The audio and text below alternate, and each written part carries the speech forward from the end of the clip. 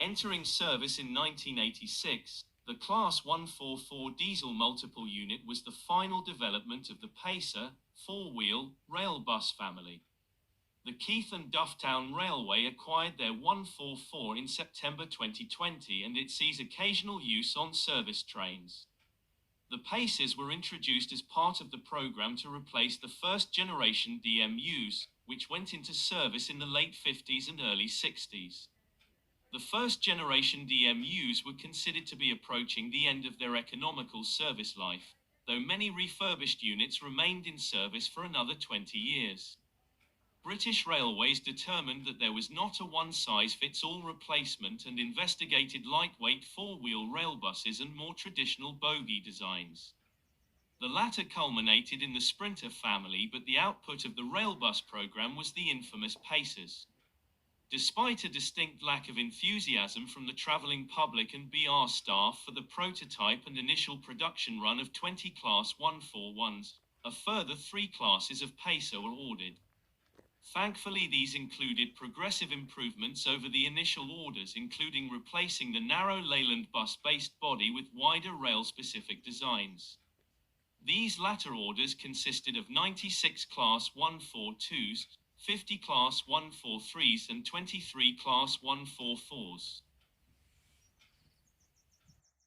Moving round the side of the 144, we can see the Pacer's Achilles heel, the 9 meters wheelbase, four-wheeled chassis, which was developed from a project to produce a high-speed freight vehicle.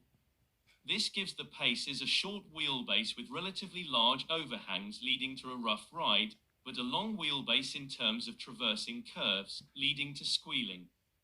The Class 144 has improved suspension over the Class 140 and 141s, having a wider spring base and double dampers, which improved the ride over the earlier units. However, the ride was still inferior to designs using bogies.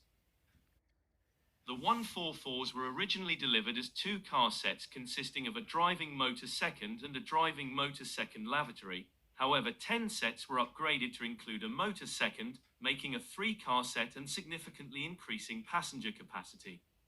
All 3 vehicles in the unit have the same dimensions, 50 feet 2 inches, or 15.29 meters long, 12 feet 3 inches, or 3.73 meters high, and 8 feet 10 inches, or 2.7 meters wide.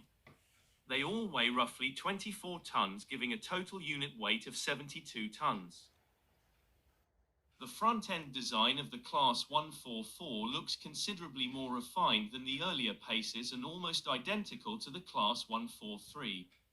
Above the central windscreen is the destination board. The outer screens are equipped with wipers. The lighting is much improved from first-generation DMUs with dual clusters housing marker and headlights, which in later years were replaced with the high-intensity lights and multi-aspect markers seen here. The ubiquitous lamp bracket is mounted in between the light clusters. The units are fitted with BSI couplers with integrated air and electric connections rather than conventional screw couplings and connections. This allows automatic coupling without the need for the crew to leave the vehicle. While this was a welcome addition for mainline operations, it can be a limitation on heritage lines where this can render the Pacers incompatible with other stock. The horns are mounted low down behind the obstacle deflector.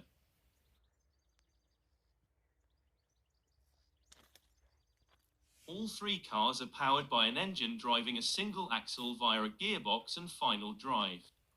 Originally, the engines were the Leyland TL11, an 11-litre 6-cylinder turbocharged unit, developing 205 horsepower. The Leyland engine was replaced in the early 90s by a Cummins LTA10 as part of a number of reliability upgrades. This 6-cylinder turbocharged engine displaced 10 litres and was rated at 225 horsepower. Like all the Pacer family, top speed was limited to 75 miles per hour and a 2-car 144 could reach 60 miles per hour in around 115 seconds. The 3-car unit, with 675 horsepower available, being faster, in theory at least. Waste heat from the engine also provides heating for the passenger saloon, removing the need for a separate fuel-fired heater. Here we can get a view of the engine and the drive shaft linking it to the gearbox as well as the hydraulic lines to the box.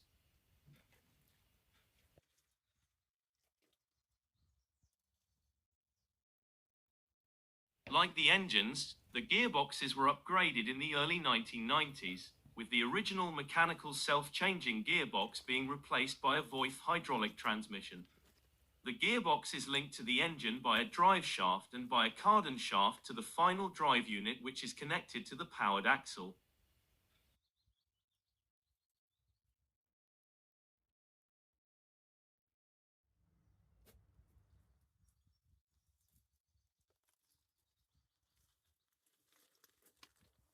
The suspension is provided by twin coil springs and dampers with a lateral damper at each wheel.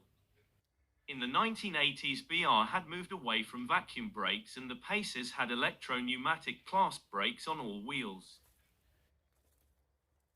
Unlike many of the earlier DMUs which had screw couplings, the Pacers have bar couplings between the units, which means they are effectively semi-permanently coupled together. Corridor connections allow passenger movement between vehicles and the engine exhaust is routed up the rear wall on the opposite side of this unit. The Class 144s have a Scottish connection, with the bodies being manufactured by Walter Alexander of Falkirk and mounted on Brell under frames. However, in service the 144s never travelled north of the border and were based at Leeds Neville Hill Depot until withdrawal.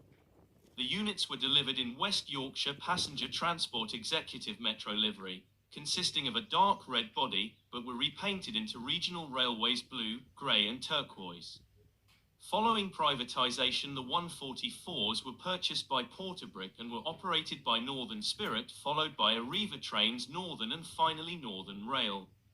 Under these operators, liveries have included revised Metro and Northern dark blue and mauve.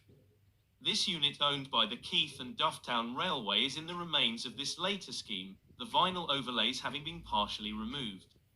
The Pacers were almost universally disliked during their service life.